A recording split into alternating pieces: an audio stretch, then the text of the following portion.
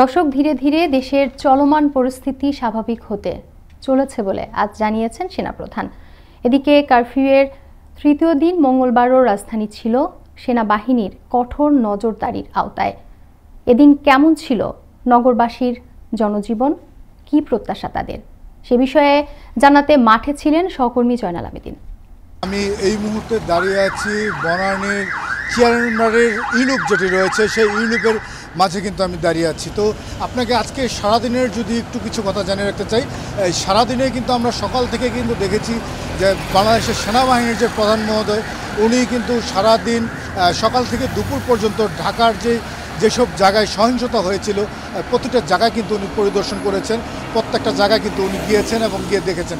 উনি কিন্তু সবগুলো জায়গা ঘোরার পর আমাদের সাংবাদিকদের উদ্দেশ্যে কিন্তু উনি ব্রিফিং করেছেন।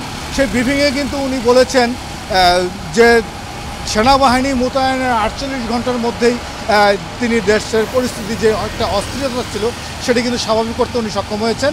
তবে আরও কিছু সময় লাগবে, উনি বলেছেন যে আরও কিছু সময় লাগবে, যে বর্তমান যে চলমান যেই অস্থিরতা থেকে বেরোয় আসতে দেশের জনগণের শান্তি রক্ষায়, দেশের জনগণের জানমাল রক্ষার্থে যেই স্বাভাবিক করা প্রয়োজন সেই পরিপূর্ণ স্বাভাবিক করতে আর কিছু সময় লাগবে, ওরকম কথা কিন্তু উনি বলেছেন।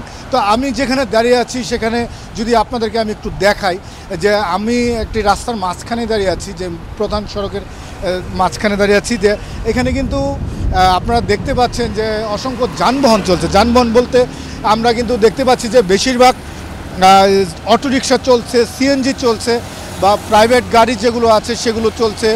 মাঝে মাঝে কিন্তু আমরা খাদ্য পরিবহনের যে ট্রাক সেটিও কিন্তু আমরা দেখতে পাচ্ছি যে সেগুলো চলাচল করছে। তো আমি আরেকটু কথা জানিয়ে রাখতে চাই, সেটি হচ্ছে গতকালকে কিন্তু স্বরাষ্ট্রমন্ত্রী মহোদয় বলেছেন যে আগামীকালকে সকাল 8টার পর থেকে ঢাকা, নারায়ণগঞ্জ, নরসিংদী এবং গাজীপুর বাদে যে জেলাগুলো রয়েছে এই প্রতিটা জেলার যেই জেলা প্রশাসক রয়েছেন তারা সিদ্ধান্ত নেবেন যে ওইসব এলাকায় কতক্ষণ কারফিউ থাকবে।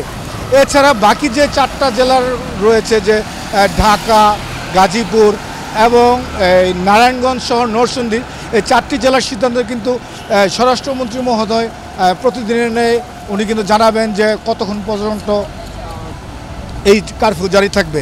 তবে আজকে কিন্তু 2টা পর্যন্ত কারফিউ থাকার পর বিকেল 5টা পর্যন্ত শিথিল ছিল।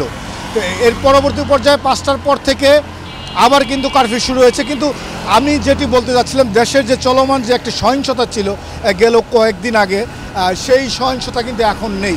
পুরো ঢাকা সিটিতে আজকে আমরা সারাদিন ঘুরেছি, আমরা দেখেছি যে ঢাকা সিটিতে বর্তমানে যে পরিবেশ, শান্ত একটি পরিবেশ এবং সবাই স্বাচ্ছন্দ্যে বের হচ্ছে। আগে যে একটি কিছুদিন আগেও যেখানে নিরাপত্তা নিয়ে একটি সংশয় ছিল সেটি কিন্তু এখন আর নেই।